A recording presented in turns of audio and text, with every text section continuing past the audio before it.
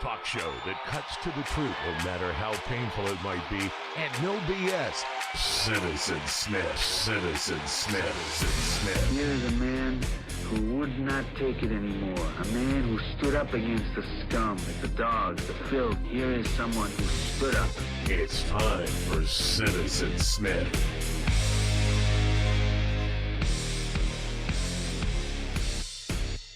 How are you on this gorgeous blue sky sunny day in the great northwest of Oregon? Oh, wow, do I love life today. I've never been happier. Not since I lost my virginity. That was the happiest day of my life. Today is the second happiest. Why?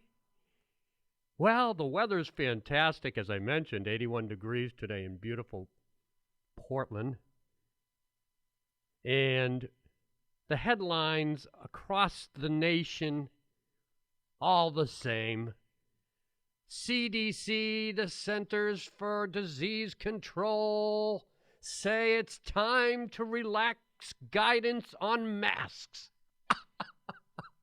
Yes! Oh. I'm going to throw mine in the garbage right now. Gone. But you have to have full vaccination before you can honor that relaxed rule. Okay, I'll hang on to my mask. That till doesn't Sunday. mean unvaccinated people should take their masks off. They're still at great risk.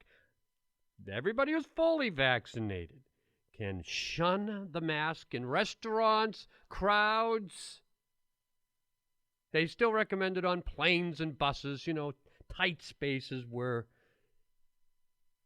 you're next to people. But otherwise, the guidance, relax, everybody. We're getting back to pre-pandemic normality. I can't remember the last time I saw a face out in public. I've just gotten used to appreciating eyes, especially beautiful women. I love to look at the beautiful women's eyes. It's almost like living in an Islamic country. We don't see anybody's faces anymore. I never thought of that. You're correct, sir. Yeah. So this is what it's like to live in Saudi Arabia. Not really, no. They're not going to cut your hand off here for stealing. But I have a greater appreciation for the beauty of eyes. Truly, the mirrors to the soul. What kind of shit is that? Is that a line? You say that to a woman?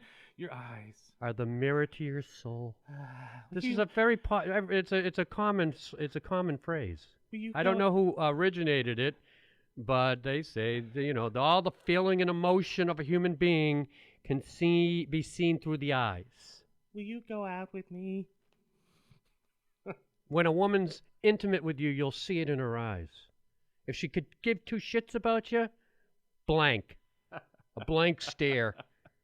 I get those a lot in the elevator these days. The return to pre-pandemic normal is here, ladies and gentlemen. Seated diners at reopened restaurants. About to reach 100% of 2019 levels on reservation platforms, according to OpenTable. New York City, which more than any city in America needs restaurants open and the city to rebound, are also jumping on board with the reopening of restaurants. Quote, we're absolutely heading to a time that's going to feel more like normal than it's going to feel like the pandemic, said Jay Varma, physician and senior advisor to New York City Mayor Bill de Blasio. I think just like September 11th changed the way we think about physical security, I don't think we're ever going to feel the same way about health security, he said. So true, sir. The 7-day average of newly reported cases has dropped below 40,000. More than 58% of people over the age of 18 in the United States of America have received at least one dose of COVID-19 vaccine, according to the CDC. A new federal goal to provide at least one dose of vaccines to 70% of people by July 4th moved into a new phase. All this is great news. The CDC considers people fully vaccinated either 2 weeks after receiving their second dose of an mRNA vaccine, which is the Pfizer-BioNTech, or 2 weeks after getting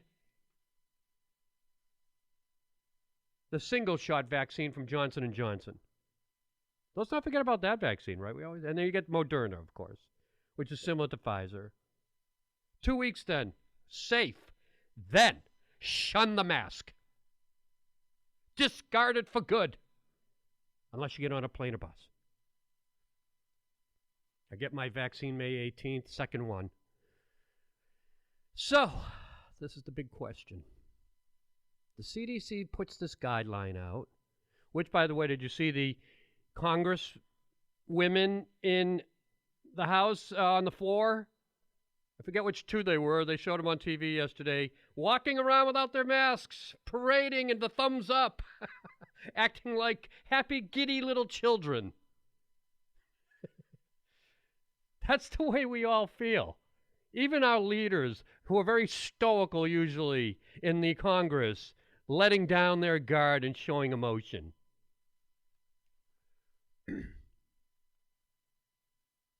But the question is, if this guideline is allowed to exist in most states, because it's going to be controlled by the states, what are they going to do here in Portland, Oregon, and Oregon? Governor Kate Brown. Most states are saying that they're going to reopen. Where was this one? Already 28 states have fully, get this, 28 states have fully reopened already, even before these guidelines. Half of the country. This according to research from the Kaiser Family Foundation. In 29 states, all non-essential businesses have reopened.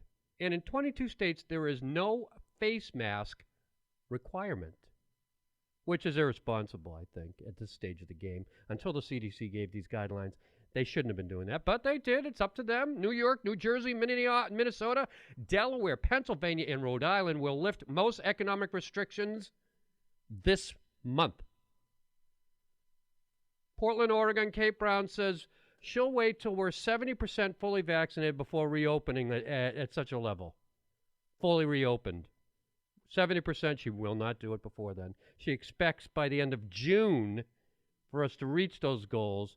Again, there are some states that are being more conservative. Massachusetts, New Mexico, Oregon, all taking the slower approach, prolonging our misery of seclusion. Do you like a safer approach, or do you think it's overreaction? We'll take your phone calls. The phone number here. Oh, I'm sorry. We're doing that on Monday. We'll give him your cell phone number. Yeah. He can call you up. But I guess one of the representatives, when you were talking about them walking around the floor, not wearing their masks and stuff, I guess Mitch McConnell flew off his mask and said, "Free at last." Yeah, Mitch McConnell. Free at last. Funny. Say, do we have him say it? Do we have an audio? That's what I was looking for, but I couldn't find any. Good for you, guy. Hey, everybody, nicely done. We're making it through this pandemic together. The leaders, the citizens, congratulations. We've done it, everybody. We're 90% there. Come July, 4th of July, Independence Day, we'll all be celebrating at all of our states, fully reopened, watching the fireworks, uncorking bottles of champagne, mask-free, kissing each other in the streets. Yes, my fellow citizens, we did it. Pandemic-free is on the horizon. Back to normalcy. I'm really happy. I feel like I've been let out of prison, even though I've never been in prison. This must be what it feels like. Should ask Dave Dahl. I was going to say that, but I reserved my comment. Thank you now for bringing it up. Dave Dahl, thank you for the feeling of emotion that we expressed today. Our leader here at TalkCast PDX. Justin gets his vaccine this Sunday. Sunday. I thought it was tomorrow, but it's Sunday. Second vaccine. Yay! 2 weeks later, then you're on the then you're on the clock. 2 weeks. So if we're walking around in the apartment complex that I live in, and people that are fully vaccinated, like myself, are not wearing a mask, I guarantee it, I'll be yelled at by other patrons and by other residents and the management. So where do I stand legally? Can they enforce? I guess it's the state that dictates, right? So I'm going to have to wait for Queen Kate to give the order to the kingdom and the fiefdom she overrules that we can take our masks off in certain environments, like an apartment complex, or do I have to continue to wear the damn mask every time I go up and down the elevator by myself? I don't want to breathe in myself, who is fully vaccinated. The hell with that. Get out of my face. Come on. How are we going to handle this? I want to see one of the restaurants going to go from 25% to at least 50% to fully reopened in Portland, Multnomah County. They say, the health experts, when the United States is under 500 new cases a day, that's when they consider the virus steamrolled out of the society.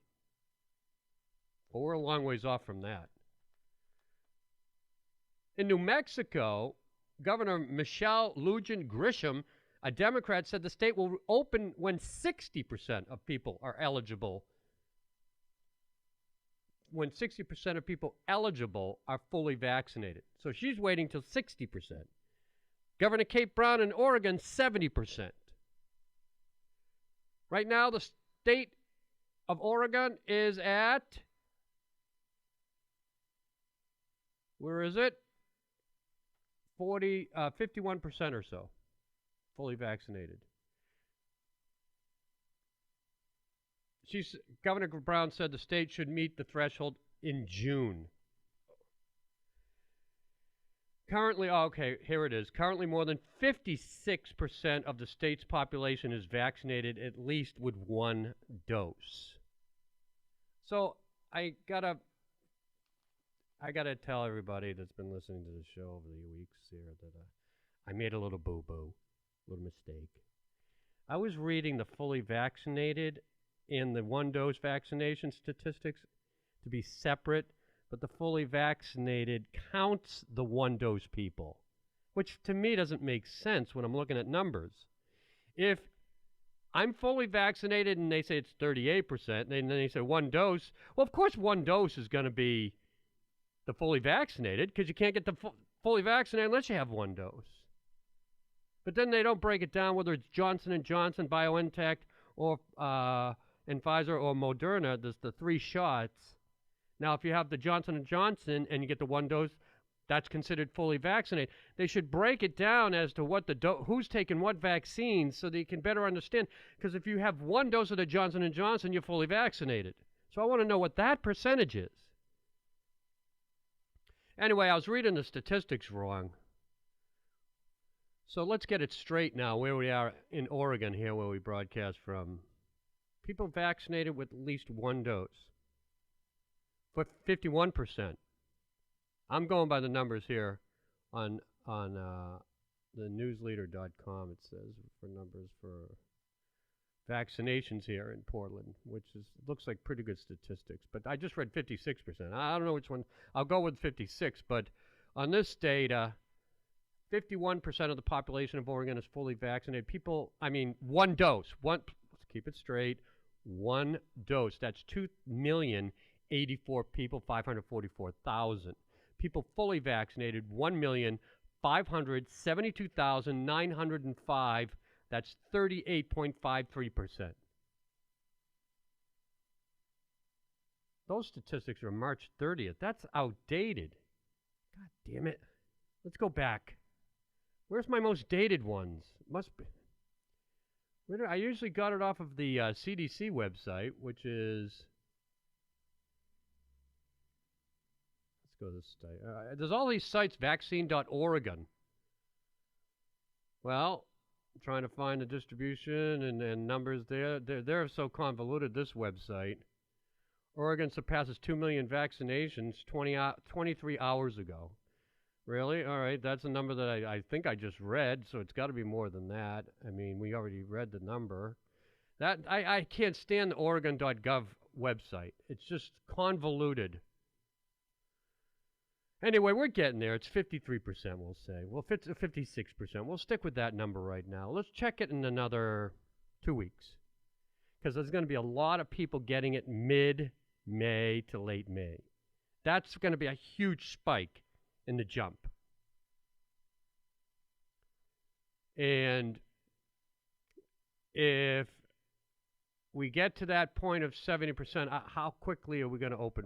I mean, we should be at 50% in restaurants in Portland right now. I think 25% is too little. It's okay to put 50% in. Let's go. Let's reopen. It's summertime. Let's have some fun. It says the total doses given in Oregon, 3.53 million. So what is taking people so long to get their vaccines? They said there was a supply problem in Oregon, but I don't think that's the issue anymore. Here's a share of the states in the United States that have had their vaccines. More than 35% of the U.S. population is fully vaccinated, according to CDC data. Over 46% of the population has received at least one dose. Where do you think the lowest vaccination rate in the United States is? Take a guess. All right, let's just throw a hint out. It's a southern state, southern-eastern state. Florida? Mississippi. Mississippi. 25% of its residents fully vaccinated. Come on, 25% fully vaccinated. Get together. Get with the program. 25% is pathetic. They'll never reopen. What's the literacy rate in Mississippi? I don't know. One recent study among healthcare workers in Israel estimated that Pfizer-BioNTech vaccine is 97% effective against symptomatic infection and 86% effective against asymptomatic infection. That's what we're looking at when you're fully vaccinated. Now, why wouldn't you want the vaccine with those beautiful numbers protecting you against a deadly virus? Doesn't make sense. It goes against all reasoning.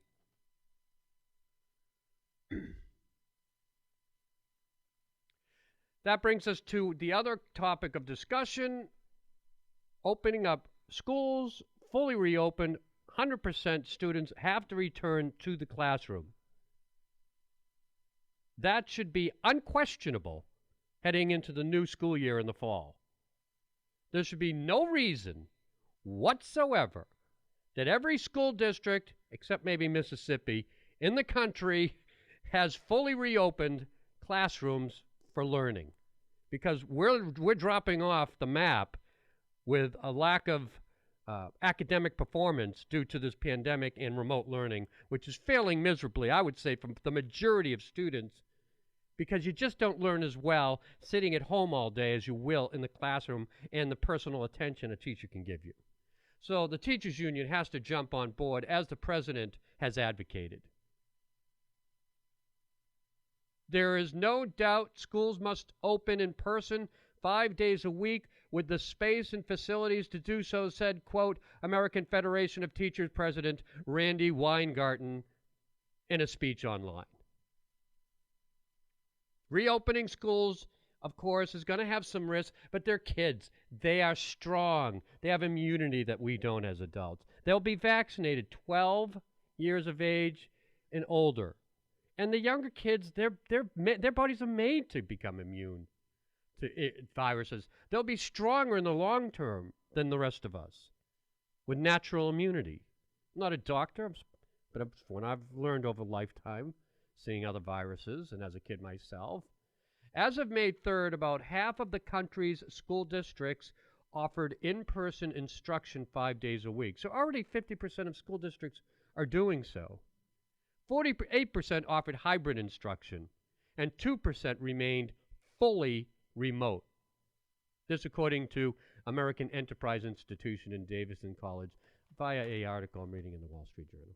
Teachers' unions in several cities, including Chicago, Philadelphia, pushed back on initial plans to return for in-person learning earlier this year, calling for additional safety measures. Thank you, Jennifer Kalfas, for this report. And I advocate entirely the back to school. There's no question in my mind that come fall, kids will be back in the classroom. And I don't want to hear parents going against this. It's the law. My kid's in class today. Is he? Yep. How many days a week? I think 3, 2, 3, something like that. He's kind of got a special schedule, too, because he's an athlete. He's got sports. Come fall, he's going to be 100% back. You expect it, right? Yeah. All right, thank you. Better. Yeah. I can't have him at home anymore. How did that feel this past year as a parent? Well, at least I knew where my kid was all the time, pretty much. Well, I mean, when they go to school, you know where they are. I mean, you don't think he's doing hooky. Yeah, I know, but when they leave, they leave, you know. All right, but how did it feel as a parent? You made it through this pandemic year of a kid having to stay home at school. How was his performance academically? How did it affect the household? How much time did he really spend in the classroom? Do you think there was a drop-off? So I had 2 kids during this last year during the pandemic. One was in college doing his distance learning in college. One was in 8th grade at the time. Now he's in 9th grade. But the oldest one did not like it at all, could not stand it. Because? He likes to leave. He likes the social aspects. He likes all that other stuff. He couldn't take it anymore, so he split. He actually got his associates and went in the Navy and said, "See ya, I'm not going to do this anymore." And then, having them both home all the time was great. The youngest and my wife butted heads a lot, of course, because he's trying to do school online. She's working from home. They're trying to coordinate every day. It became a little bit of a challenge, and he becomes a little more lackadaisical. It's like, I could sleep in. Academically, was there a drop-off? No, not really. You don't think his math? No, if anything, there wasn't a drop-off. It was more of a habit, getting in the habit of turning in things late because they can, and turning things in, the next week because they can, because they're getting so much extra time to do stuff. So all right. I think it did facilitate the procrastination side of things, but it didn't hurt his academics overall. He didn't have a drop-off anywhere in any course? No, not really. Are you sure? Yeah, no. How closely are you monitoring that? We are on our kids like, flies on shit. So we keep track on what's going on. So when he took tests and such, he did it in the house? Yeah, they have their computer and they do their thing, and then we're also the one thing I did like about the distance learning is his teachers were constantly in contact with us. We got questions, they send us emails right back, and it wasn't so bad. I didn't mind it so much. My wife wants him to go to school because she wants him out of the house. Well, you do believe that the in-classroom instruction's better. I do for some kids, yes. For the majority of kids, it probably is better. Some kids just don't learn like that. Yeah, well, it's not just about academics, as you mentioned. It's about socialization, to teach kids how to behave in a social environment and meet people and interact. Yeah, don't become some kind of social misfit where you can't handle yourself. It's called human connection. Human connection is important to the development of the brain as well as academics. And that's learned in your primary years of adolescence. To carry that through the rest of your life, how you learn how to interact at that age. Let's not forget that part of life that we lost in the last year. But we're on the rebound. Normalcy is returning, and I'm telling you, man, on this Friday, on this day, I feel so good. I just finally see the end in sight. We've made it through the forest, and we're coming out into the field. And it's wide open. And it's filled with people. And we're all going to be hugging each other. We'll end on that note on this Friday. Enjoy the weekend. I'm Citizen Smith. I'll talk to you on Monday with a live call-in show.